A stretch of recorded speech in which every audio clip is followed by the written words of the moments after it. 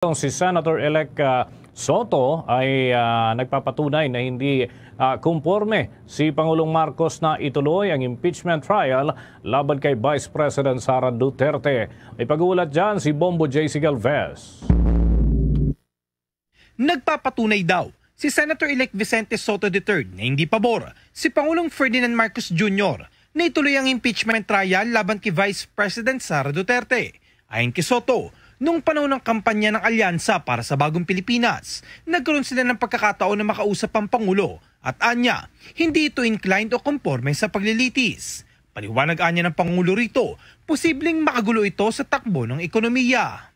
I will attest to the fact that in a number of times in those moments that we are able to talk with the President, Marcos, you mean? President Marcos, yes, President Bongbong Marcos, during the course of the campaign. He was really inclined not to support the impeachment.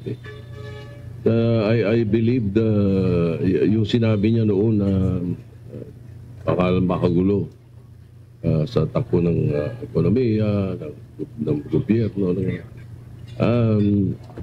He's reiterating it now.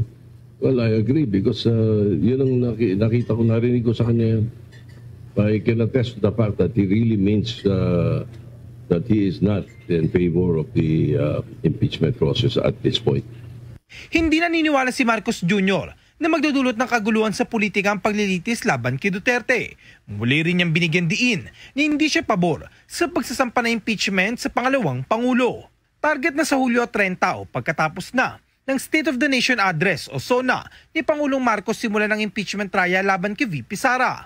Gayunpaman, naipabatid naman na ng liderato ng Senado ang timetable ng paglilitis sa mga kasama niyang senador.